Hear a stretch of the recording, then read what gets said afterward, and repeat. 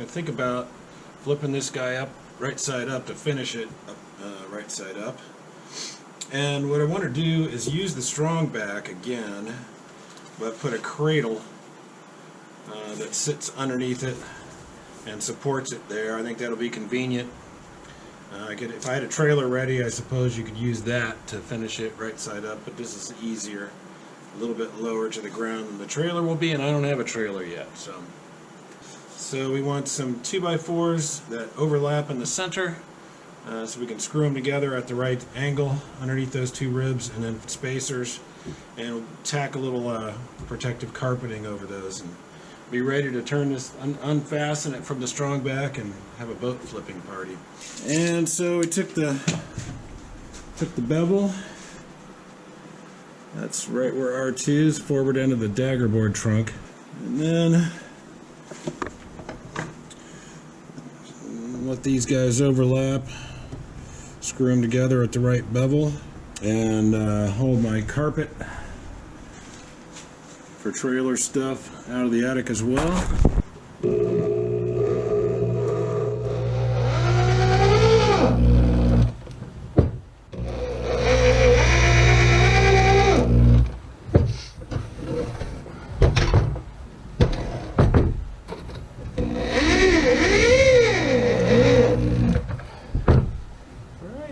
The angle at R4 down there, these were used for the last boat, and it had a protruding little guy running up to the skeg, so that's I think why I had these carved out. Slightly different angle, but we'll try to make the center and the notch right there. That should be fine.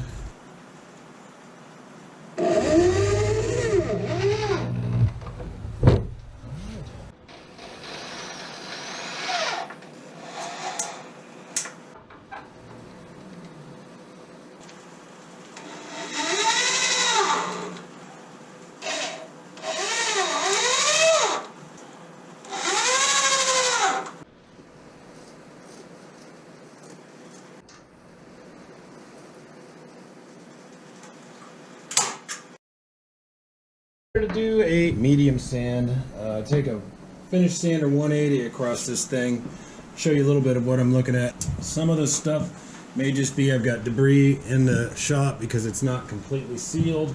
Airflow can come in under the eaves, move dust around, there's a lot of dust in here. Or other parts of my technique. I'm not trying to totally flatten this because I'm assuming the next coat will likely not be much better, but taking some of this down, it looks like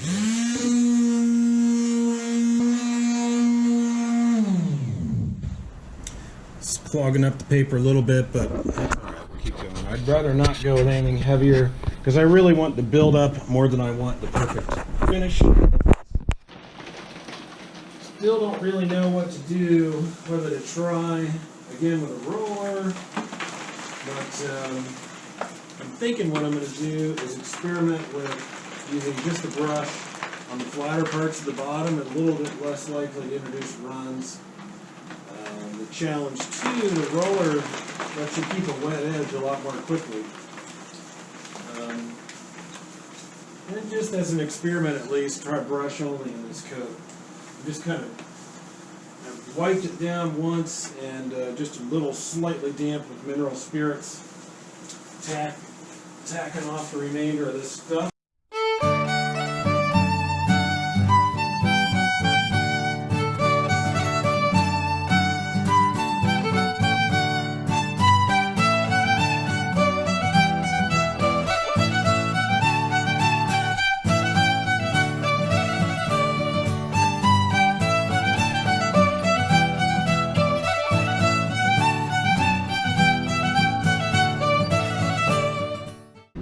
I did an experiment, hand brushed, no roller this side.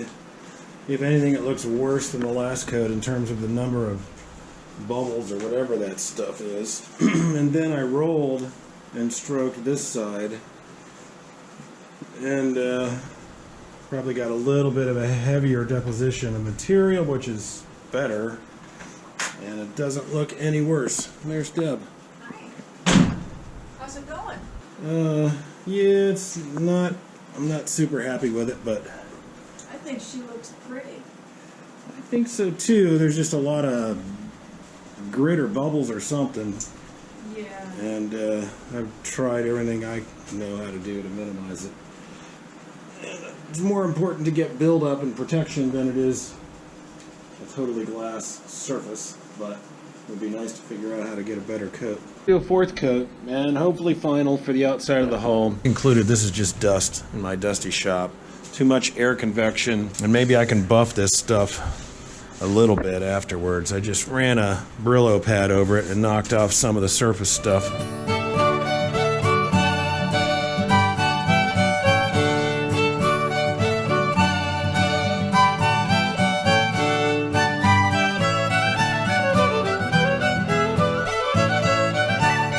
This is going to have to be it, and maybe I can polish off some of the ugliness. It looks great. I'm happy with that. And should have enough build-up to be protected for a few years before you got to do this every now and then.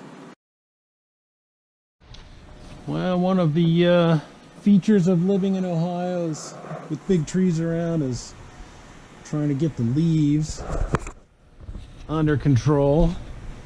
So one of the things I like about now that I got this shop built on here is I can walk the whole roof. And blow all the leaves out of the gutters easily.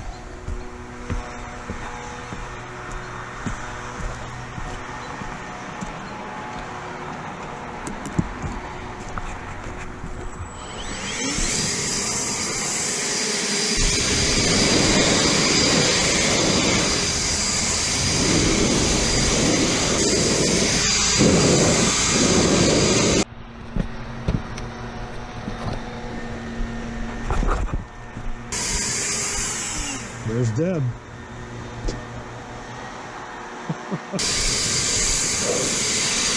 Here's our covered skylight and our uncovered one. Not much fun, but pretty easy.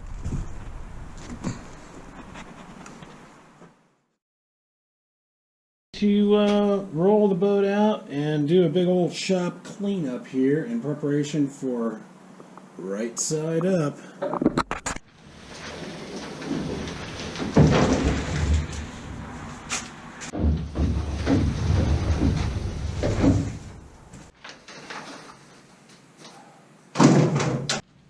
There's one of the little dagger board sealers.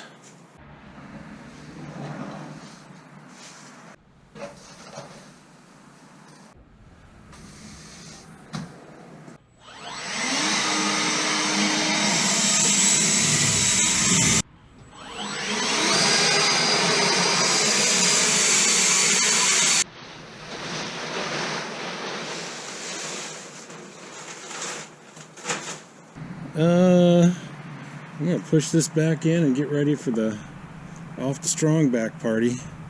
Took advantage of the fact that we were blowing leaves out here to blow all the dust out of the shop for the boat flipping party, and we're going to start with some bourbon. Doug knows how to motivate his neighbors.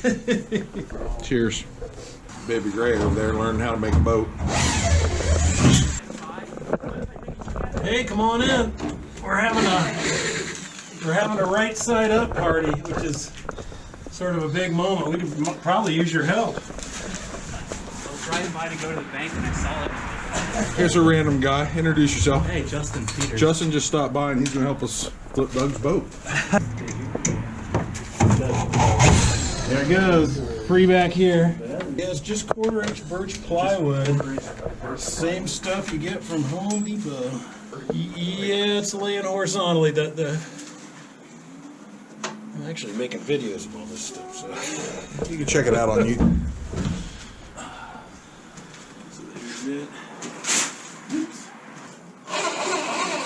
There it goes. Floating on one side. Okay, everybody just kind of don't rock the boat too much. Don't rock the boat. I mean, I've been working on my daddy bod, What is that? I'd like to know. no, this is right I'm here. working on my granddaddy bod. Yeah. Just 1 second. That'll slide on. We'll flip off the leg. Go ahead and grab the other side of that, GT.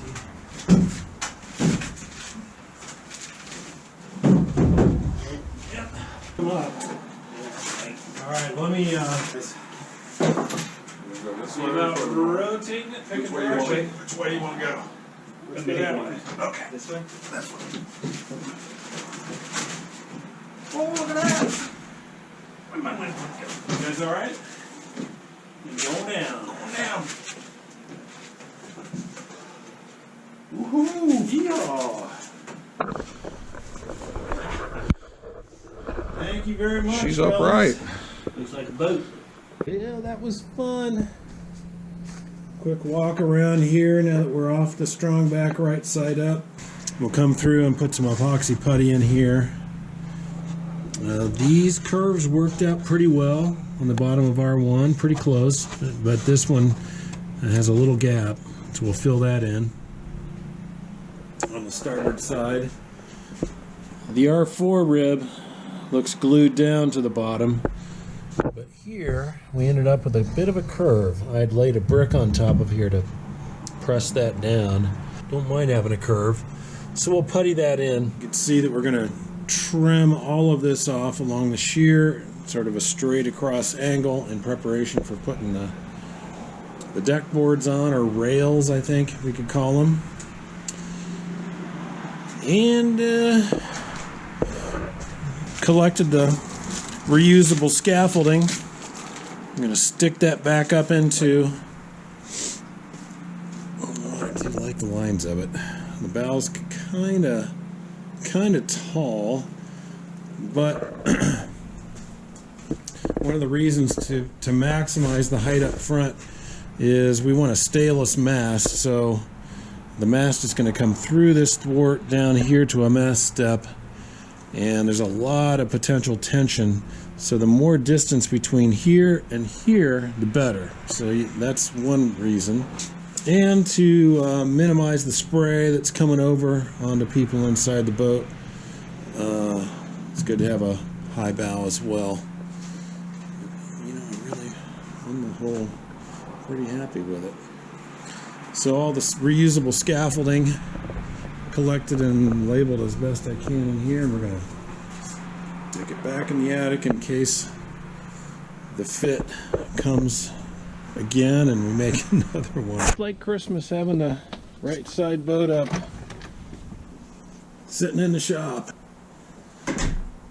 Thinking what we want to do sequence wise is go ahead and trim this off around the shear, which means not just taking off the extra plywood, but then these shear stringers need a straight line across the boat and across the tops of our ribs. There we go. You want to turn the light on? There it is. There you go. Look.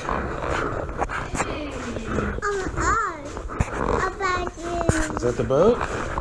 You want to be the first person inside the boat? Oh, there you go, Eldon.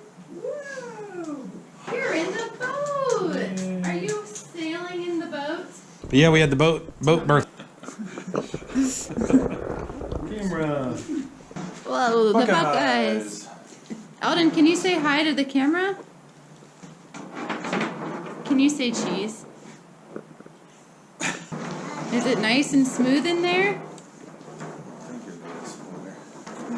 Fully? You want to stand up? You want to stand up? It's kind of steep.